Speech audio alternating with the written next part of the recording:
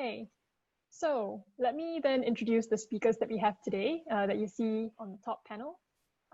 So we're very lucky to have 3 volunteers and members of the Nature Society, marine conservation group, join us here today to talk about the trashy tale of marine debris in Singapore. So I'll introduce them in the order in which they'll speak. So we have here Brian, who is the Coastal Cleanup Coordinator for Crunchy Mudflats, and he has been volunteering with the Nature Society for 7 years. Professionally, he has worked with a number of environmental agencies like NParks and the Wildlife Conservation Society. And he believes that he strongly believes in bridging the disconnect between communities, nature, and science. He's also a self-proclaimed foodie. And then up next, we will have Shuing, who first joined the Restore Ubin Mangroves Initiative, or the RUM Initiative cleanup, organized by the Nature Society in 2018. She's been a regular volunteer since then.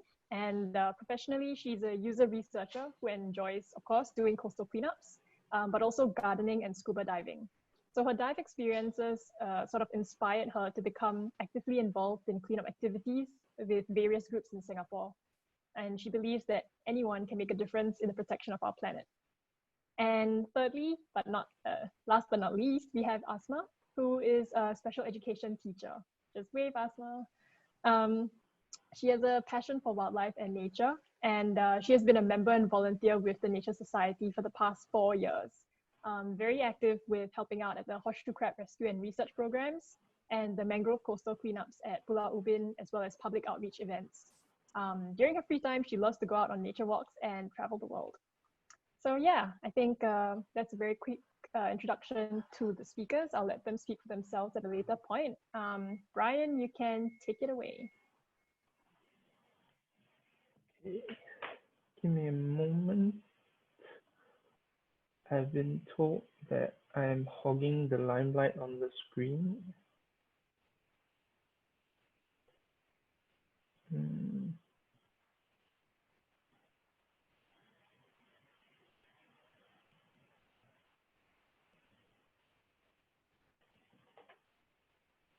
Yeah, okay. I think that's fixed. Hello, everyone. Thank you again for joining us to listen about a trashy tale of marine debris, both local and globally. So without further ado, let's get started, okay? All right, so first, before we, begin everything, excuse whoever that is, okay?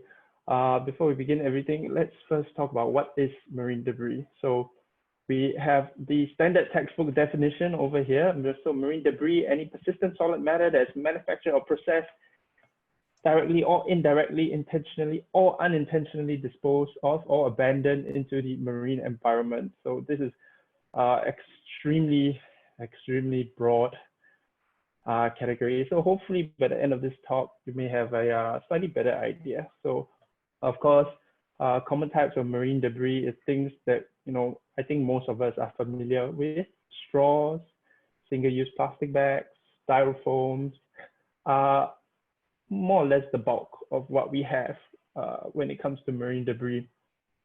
Okay, but then you ask me, well, it's more of, so you then ask, how did marine debris come about? So I think some of the older generations, if you're here with us, you only realize that marine debris actually came about in more or less, the last 10 to 15 years or so. But before that, there was barely any talk about marine debris. So to better understand what marine debris is and the issues that we're tackling, let's take a look at the timeline. But before that, all important video to invoke emotions. Okay, so I had the privilege of actually participating in a nest excavation of a turtle's nest in East Coast Park, and you can see that marine debris does negatively impact whether we can see it or not. So here we have the hatchlings actually entangled in a net, buried in the sand. So we suspect that, if there was not any human intervention, those 3 to 4 hatchlings and potentially more, as these hatchlings come up, would have been stuck and entangled, and they would have died within 5 3 to 5 days time. So marine debris is an extremely important issue. So this is a standard picture of what the crunchy mudflat actually looks like when we step onto the mudflats. If any of you have attended the crunchy mudflats cleanup, this will be a very familiar view to you. This is actually on the left side of the ramp, for those who know what I mean. And you know, everybody just sees a pile of trash.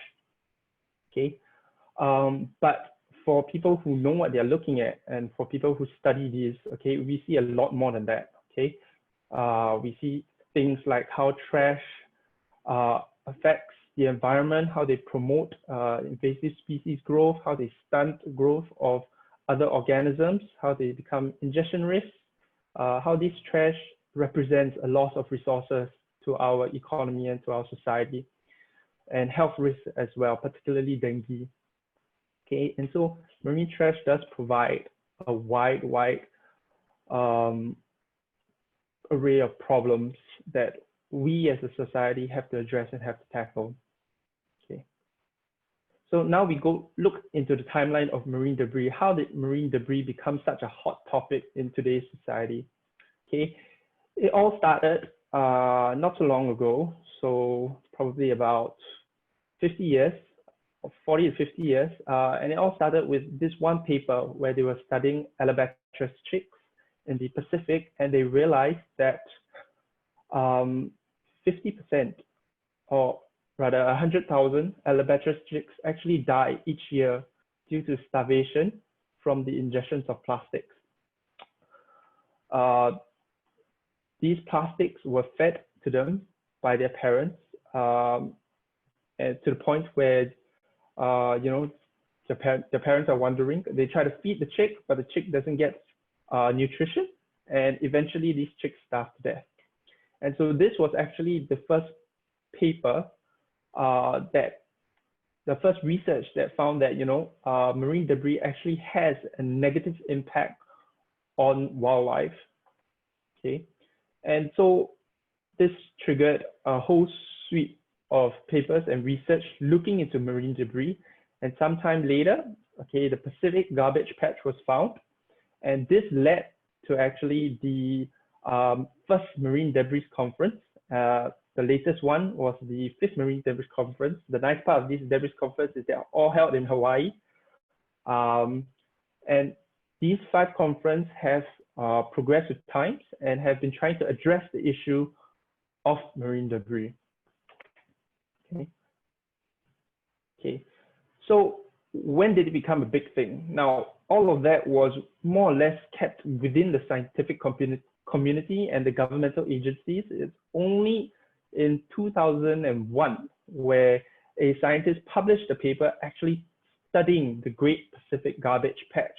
And then the media picked it up, and suddenly, bam, everybody knows that, you know, we have a problem with marine debris now. So as you can see from the infographics, the Pacific Garbage Patch was a pretty big deal back then. It is still a pretty big deal now, but of course we have discovered more about it. We have discovered that, you know, each of our 5 oceans has at least one great garbage patch. The reason why the Pacific Garbage Patch is called the Great Pacific Garbage Patch is because the Pacific Ocean, or the North Pacific Ocean, is large enough to have 2 garbage patches, the east and the west. Together they form the Great Pacific Garbage Patch. Okay, and during the study they discovered that, you know, there's actually 6 times more plastic compared to zooplankton when you look at the weight. And so the infographic up there, so the Great Pacific Garbage Patch would probably fit about 8,600 mainland Singapore within that patch. And so you can kind of guess the immensity of this garbage patch. And basically it's just floating around there off the coast of America. And, you know, it was sensational news back then, 2001, 2002. But even though there was so much trash there, it didn't really affect most of the community or most of the society, because, you know, not that many people actually go out that far to see the garbage. Okay, it was only until, I think this was 2004, where they actually discovered the issue about microplastics. Okay, so now microplastics is another big phrase that most people tend to know about nowadays. But this wasn't an issue back in the 1990s, let's say. This because most scientists agreed that plastics, when they disintegrated to particles, microparticles, nanoparticles, they were assumed to be reclaimed back by nature and therefore not pose a problem anymore. It's only in 2003, 2004, somewhere there, that they actually realized that the plastics still exist in the environment. It's just on a smaller level, on a molecular level.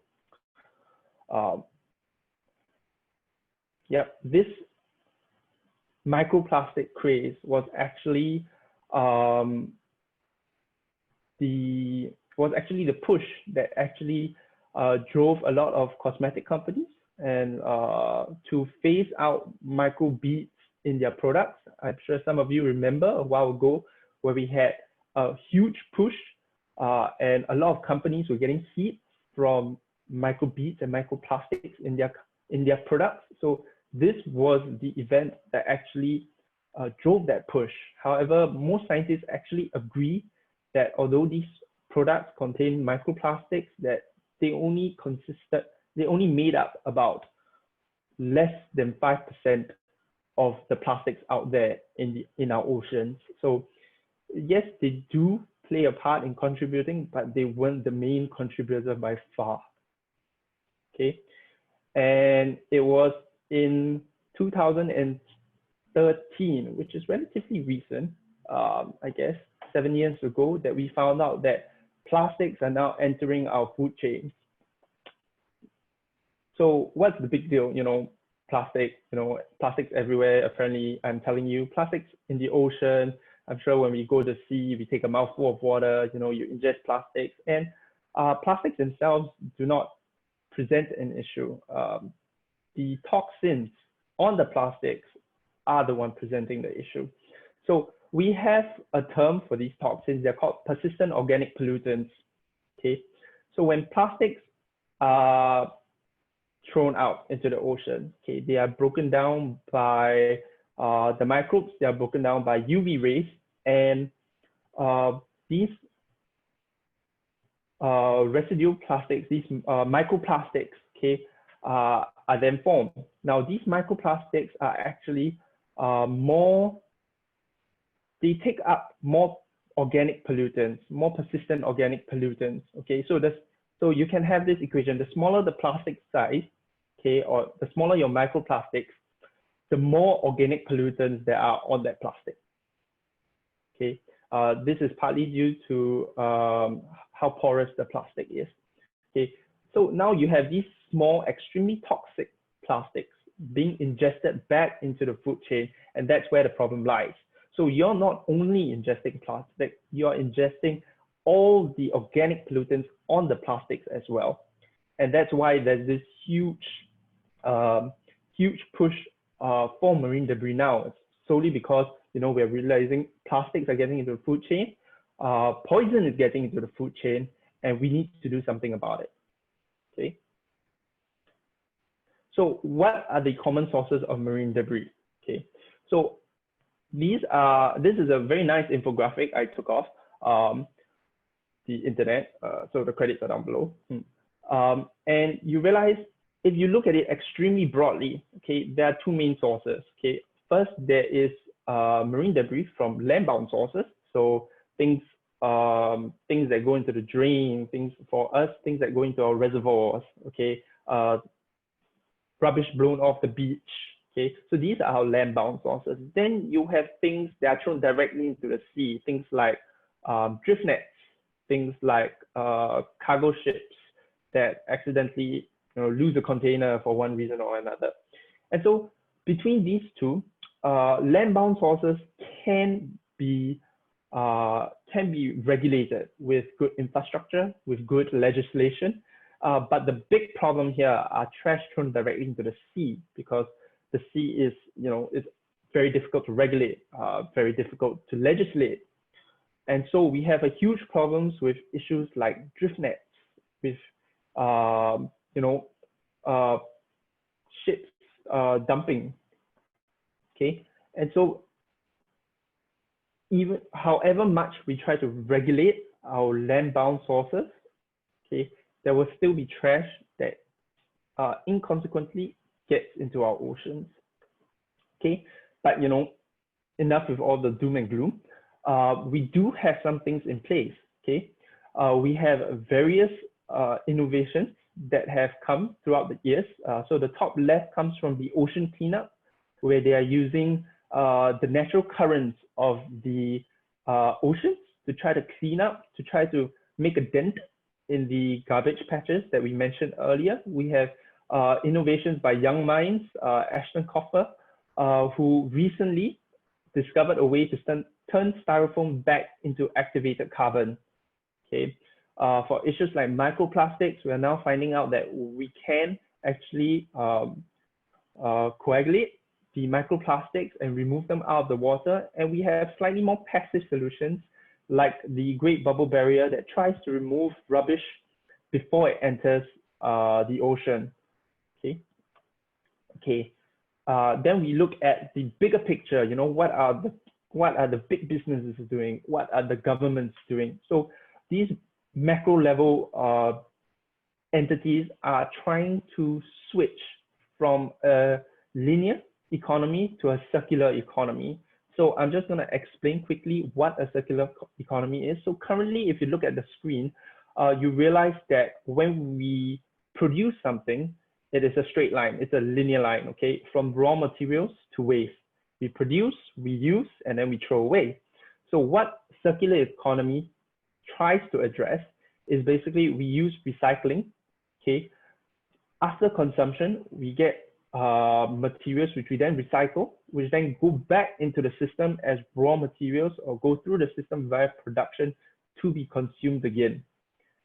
Okay, recycling, reusing, reducing, all these are steps to try to help the economy come back into the circular economy loop. So we are reducing waste, we are taking less raw materials.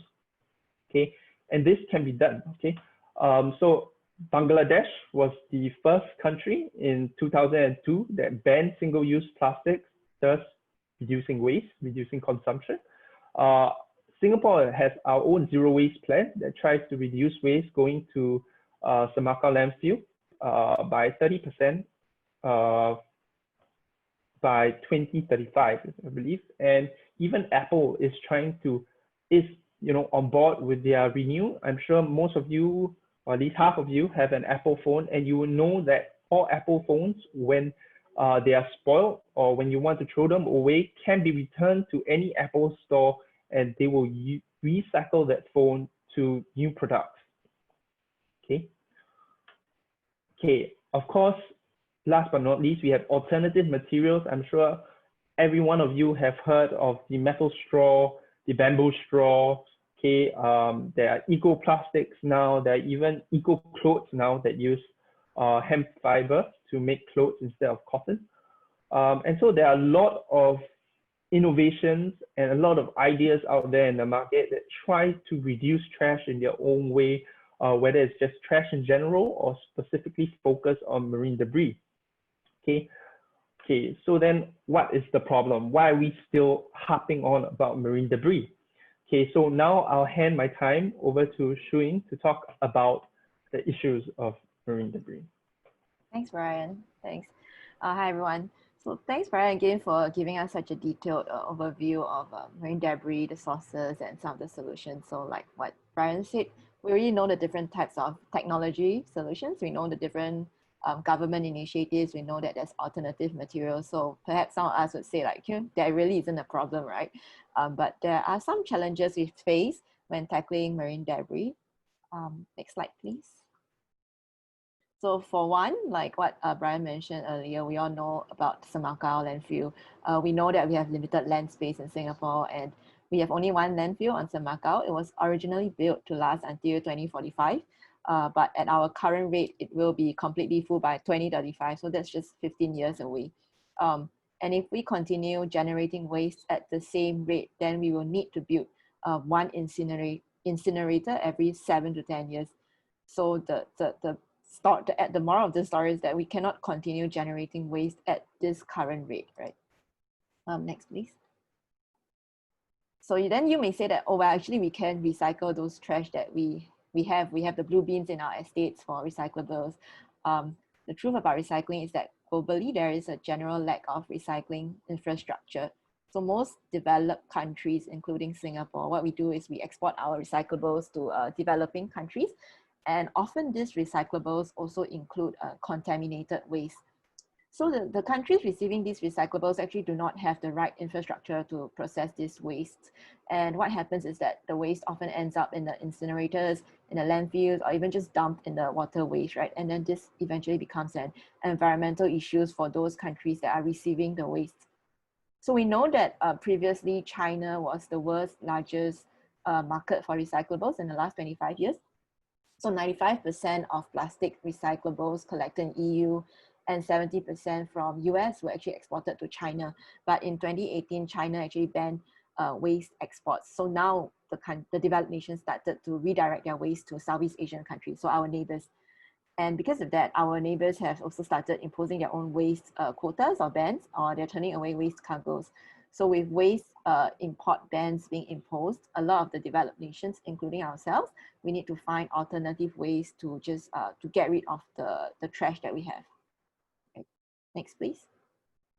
So, but even with that, perhaps some of us will still say, surely there are something we can recycle. And if not, why do we have the blue bins? Why do brands talk about using recycled materials? Well, the truth is that even if we do recycle, I think oftentimes the value of the items or the materials drop after being recycled. And this is also what we call downcycling. So for example, you may have heard that we can't recycle newspaper. And that's because newspaper is already made from recycled paper. So the quality is so low that even if you recycle it, it can't be used as normal paper anymore. But there are some ways to retain or even increase the value of items through recycling. So one example is closed loop recycling. So like what Brian mentioned just now, that circular economy, right? So in some countries when we visit, you know, you drink from a glass bottle, and after you drink from the glass bottle, you put it back in these crates that you see in this picture. And what happens is that the beverage manufacturer collects these bottles and then reuse them. So we're able to retain the value of these glass bottles.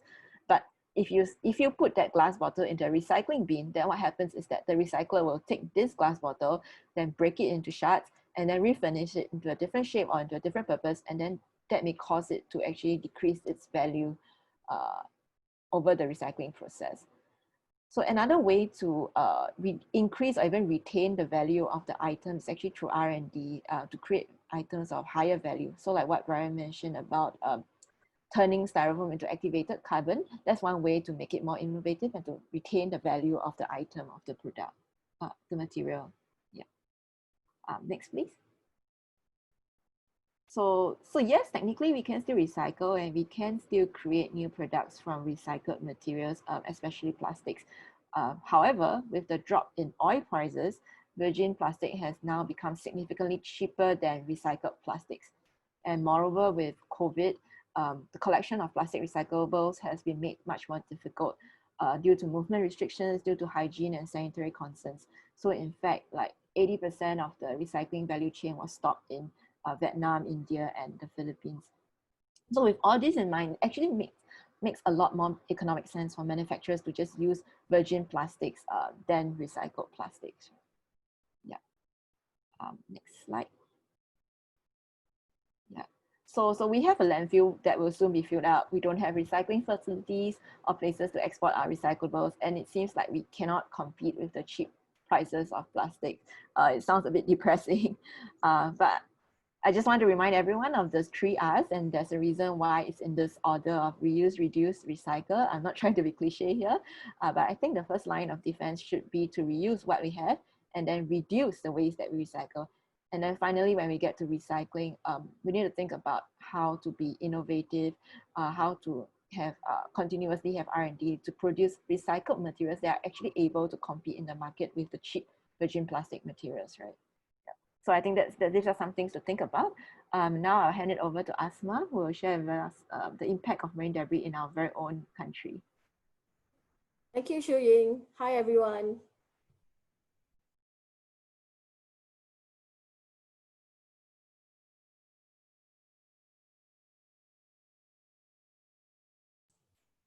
It is such a beautiful sight, right? Not. Singapore is known for being a very clean city, but some of you will be shocked to know that there are places in Singapore that look like this. Yes, this is still Singapore. I've gone for quite a number of cleanups, and every time the amount of debris seen is quite shocking. The things that normally you'll see are like drinking straws, food wrappers, aluminum cans, beverage bottles, styrofoam pieces, grocery bags, and other plastics. And of course, there are like strange or unexpected debris, like what you can see here. The guy in the picture is actually holding a drum of a washing machine. And there's actually one time, I remember that we actually found 3 whole tires. And we joked that if we can find one more, we can actually create a car.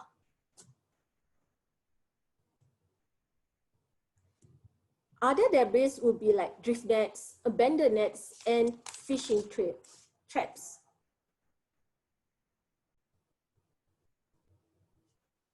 Then you can see there are more drift nets and abandoned nets.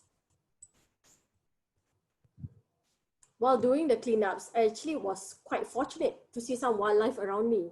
So like I have seen herons, kingfishers.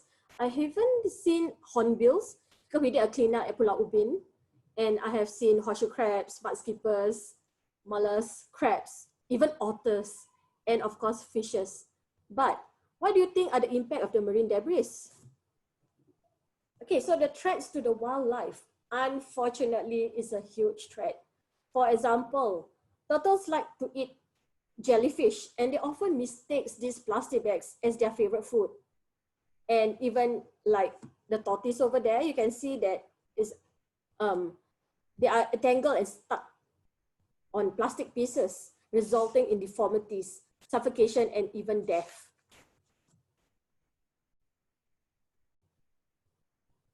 Around Singapore, on our own shores, as you can see, there's actually a critically endangered hawksbill female turtle who could not lay its eggs as the trash on the beach became an obstacle for its nest. And so it had to go back to the nest, to the sea. This happened at East Coast Park. And you can see the other photos. You actually, in 2009, 300 entangled horseshoe crabs were rescued from grill net at Mandai Besar Mangrove back then. And recently, there are even otter pups that got entangled. An otter pup in Punggol actually died from a fishing hook stuck in its throat. The fishing hook caused it to starve and was unable to eat. And even in July this year, another pup was caught by a double hook. And I think previous years, there were 2 more other cases, like an otter mom was injured by fishing hook and line. But fortunately, the line wasn't there anymore. And back in 2016, an otter pup was spotted with fish hook in its eye, but it recovered without help.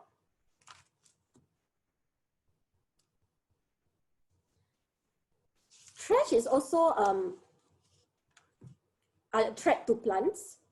You can see that those mangrove roots are entangled and suffocated.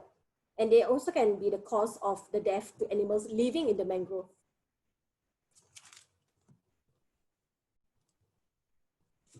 So yes, I have been participating in coastal cleanup for at least 4 years.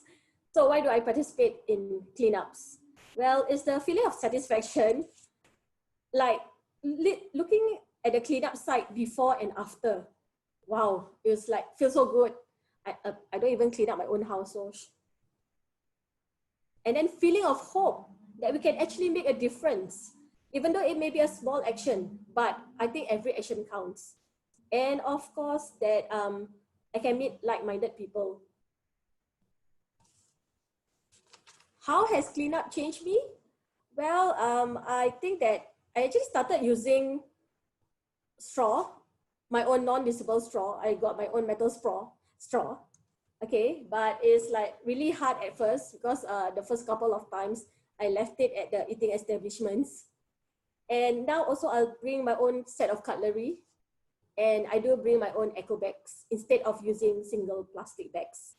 And actually, funny story, one day my helper actually told me that she wanted to go to the shop and buy plastic bags because there were 0 plastic bags in my house.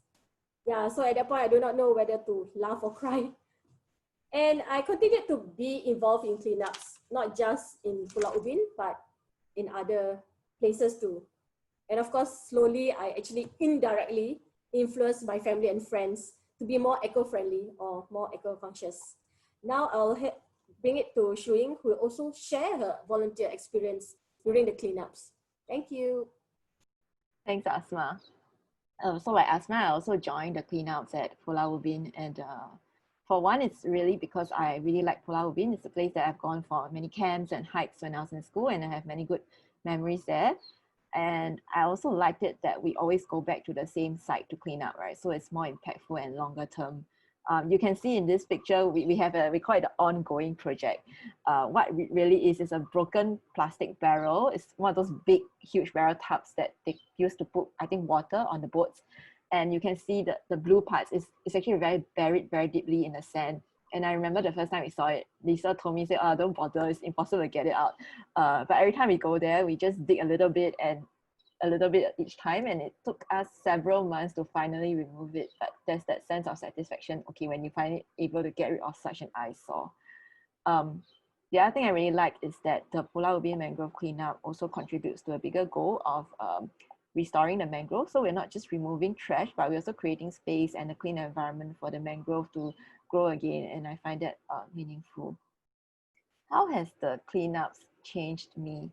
I think for one is that after seeing how much trash there is, I really start to question myself and cut down on unnecessary items. So like, for example, I question like, do I really need a straw? Previously, I would just, when I go to McDonald's, I'll just take a straw like and think like, okay, it's default, right? But now I really start to question, do I really need a straw?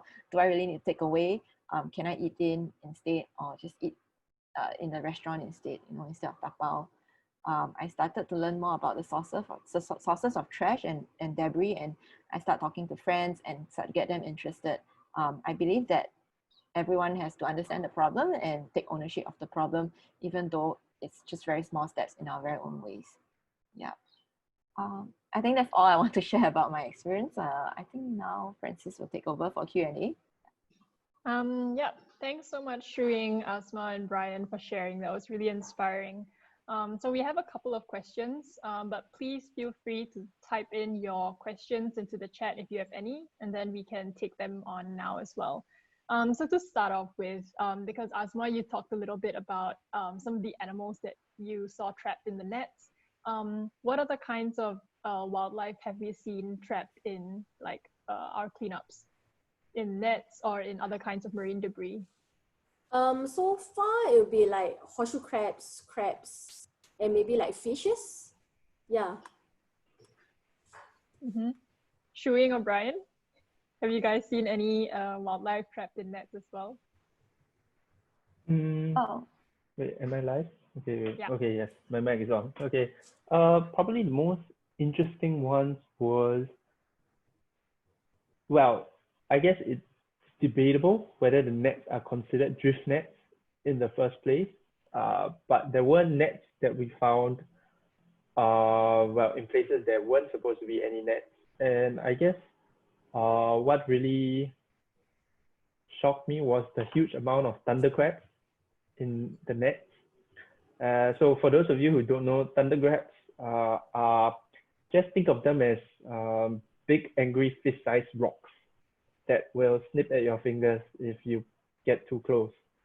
So I think there were about a good 7 of them, and we were trying to shake them out of the net. So that was a very treacherous experience. Yeah. Mm-hmm. Cool. Okay, that's useful. And I guess well, moving on from the wildlife, how much trash, or like what is the heaviest amount of trash that has been collected at a Nature Society cleanup before? And which site was it on? Okay, Lisa will probably have to answer if you're talking about Ubin, but for the Kranji mudflats at least, I believe we had a collection that collected slightly upwards of 800 kgs of trash. So that included a carpet, one oil drum, and 2 tires. Wow. Which added up to about 800. So yes, not enough for a car, but enough for a motorcycle. Mm-hmm. Wow. Okay, that's a lot. Okay, Lisa, you want to chip in on the Ubin? Okay, so Lisa is saying that the highest one she had was 192 kg in Ubin in one session with less than 20 volunteers. Wow. Okay, very power. Okay. In 60 minutes, yeah. Excellent. So during your cleanups, right, do you take data? And if you do, why do you collect data? What do you do with the data? For NSS, I believe I can speak on behalf of Lisa as well. We do collect data. Okay, we've been using the ICCS cards and the ICCS protocol as well to try to collect data to make sure that our data and our collection can be contributed towards the larger pool of coastal cleanup data. So if most of you remember, the ICCS card is a standard card, and they have standard protocol for amounts of people to one card and amount of time spent collecting data. So all this data is then pushed upwards through NSS and then to a bigger NGO called Ocean Conservancy. And so Ocean Conservancy uses the data to show marine debris on a global scale, and they do address issues at international conferences such as the Marine Debris Conference that was mentioned within the slides. NSS pushes the data up to organizations like NEA, and there have been cases that used the data, like I believe Prof. Siva mentioned that the data was actually used early in the 2000s, I believe, to ban smoking on beaches, if I'm not mistaken. In the US. So, mm-hmm. Oh, was that the US? Yeah. Ah, okay. So yes, there we go. So yes, the data is used. Usually within NSS, we try to locate the source of trash if possible. So one instance I can call off the top of my mind was that, in Kranji, there was a period of time that we were getting a lot of kopi plastic bags on the mud flat. Like we were finding a good 50 kopi plastic bags. And then we were thinking to ourselves that, even if, let's say, a bunch of the migrant workers came down and drink kopi, and let's say they didn't take their kopi, there shouldn't be that many. And so eventually we found the source that all the kopi plastic bags, or at least most of the kopi plastic bags, were actually coming from a nearby hawker center whose bin just did not have any cover. And so every time the sea breeze picked up or the land breeze picked up at dawn or dusk, all the kopi plastic bags would be blown into the mud flats, and that's what we had been picking up. So we had a talk with the hawkers there, and eventually they led up to the hawker managers, and we got them to ensure that the bin in future had a lid so that we could pick up other trash besides their kopi plastic bags. Okay, that's a great case study. Then since you guys talked about alternatives as well, there's a question in the chat that's asking whether or not paper waste is detrimental to the marine environment, right? Because we're talking about alternatives, and paper is one possible alternative for paper bags and paper straws. Open to anyone who wants to answer it. Okay, I'll take a swing at it first, and then maybe Shuing or Asma can continue or can add on to it if they have anything else. So is paper an alternative to plastic? Yes. is paper a better alternative to plastic? That would have to depend.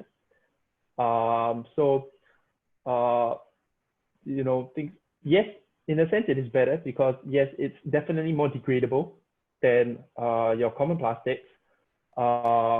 It's organic in that sense, that it will decompose and will not leave behind any detrimental chemicals and the such, and it doesn't take too long to decompose. But then we have to look back to the fact that, where are you getting this paper from? Are you getting this paper from hardwood trees that take a good 40 to 50 years before they actually get to the size that's harvestable? Or are you taking it from, let's say, weeds that grow anywhere and everywhere and can be harvested close to once or twice every month? So it really depends on what your source of paper is and what you use it for. So I'm sure many of you will concur if you are talking about things like waterproofing, then plastic. Well, there are certain kinds of papers that are more resistant to water, but it's definitely not completely resistant. So it really depends on your use of the product. So if you tell me, okay, if let's say we take straws, in that case, I would say yes, there is a very readily available paper or organic substitute for those. I'm not sure whether you heard, but I believe there's actually a bar somewhere in Singapore that uses pasta straws. Apparently, they use it for most of their cocktails, except for the ones with Coke, because Coke makes the pasta taste funny. Other than that, Thailand actually has a straw made out of a tubular weed. So think lemongrass. Think of a lemongrass straw, or something like that. So yes, there are very good alternatives, but it really depends on the purpose. Yeah, so I think to answer like Hakim's question, it really depends on the purpose and also whether or not you really need the item. Like Shuing mentioned, right? The top choice you should be making is whether or not you need to refuse it upfront or not. So thanks for that, Brian. Okay, so we have another interesting question. Will face masks pose a significant problem to the global marine environment, given that now it's COVID-19 and we sort of have to take that kind of precaution, right? Ooh, okay. That's a good question. Will face masks pose a problem? So that's a very tricky question. On one hand, you are trying to be environmentally friendly, I guess, or eco-friendly, and on the other hand, you have to look out for public health or the health of your society. Is the fact that we are producing more masks a problem? Yes, in a sense that yes, we as a society are consuming more masks. Okay. Do we see it as a lasting problem? Probably not, because for the fact that we now have reusable masks. That's one. Okay, I'm sure everybody in Singapore has at one time or another gone down to one of the government collections and collected one of their washable, reusable masks. Okay, so in that aspect, we are moving away from the classic single-use surgical mask. Okay, and it's a time of, so the demand also produces the need for innovation. So if you think about it this way, without COVID, we probably would never have a large influx of reusable masks in the market. And so now with COVID, we now have a ready alternative that majority of society now knows that there is in fact, a reusable mask in the market. So perhaps initially you would have a spike in surgical mask use, but then you have to look further than that. If you look 20 to 30 years down the road, perhaps you might not see surgical masks used in any other places outside the hospital because everybody would have a reusable mask. So yeah, and I think for the mask issue, sorry, Brian, but I think for the mask issue, it's also kind of like the marine debris issue, right? It's not really the debris itself that's the problem. It's maybe also people's behavior that needs to change. Like they need to be able to dispose of this dispose of these items correctly and not either dump it in coastal areas or dispose of it wrongly, right? It's also a public hazard. Yeah, but Shuing and Asma, do you have any other comments on this? Yeah, if I can jump in on this, actually, I've been doing beach cleanups like the last few months, and I haven't seen masks actually, but I have seen like hand sanitizer bottles, and I have seen like syringes for insulin and things like that. I think the thing about such single-use item is really to consider if we need it or not, right? Like what I mentioned just now. So I think for certain items like straws, if you are completely fine without it, I don't think it's a necessity. But like, let's say for surgical masks, if you're working in like the healthcare industry, I guess it is a necessity. Then the problem comes down to how do you dispose of it, and do you just throw it? Do you throw it anywhere, or do you how do you get rid of it properly? And yeah, so that's like what you just said. Yeah. Yeah, I guess like interestingly enough, I have seen a lot of like discarded face masks on the ground. Like just now at the bus stop, I just saw a face mask. So I'm sure some of it will end up in the sea. And I'm also sure that maybe some turtles will mistake them for jellyfish. And especially with the COVID thing, you can never know whether the mask is a clean mask or a COVID infected mask or some other disease. So it might affect. That's what I think. Yeah, and I guess if you look at the features of masks, a lot of them have those the strings, yeah, so those are things that wildlife can get trapped in, like your nets, your six-pack plastics, and so on. So yeah, I think it definitely is an issue, but maybe one that can be solved from shore, right? Okay, I think we still have time for like one or two questions. So there's a good one on what the most common marine debris item is in Singapore shores. So I know that globally the answer is cigarette butts, but in Singapore that's not the case. So what do you guys see on the shore? Plastic bags, lots of food wrappers, styrofoam pieces. Yeah, these are the major ones: styrofoam pieces, plastic packaging, food wrappers, and of course the beverage bottles. That is a lot. It's like everywhere. I think another surprising find is a lot of footwear. Oh yeah, the slippers I think and shoes. People go to the beach and then they lose one side of the foot of the slipper and then they just decide only to one side. Yeah. Usually only one side. Two sides. Yeah. Hardly. We always joke that we can open a shoe shop. Yeah. Okay. So there is another question as well.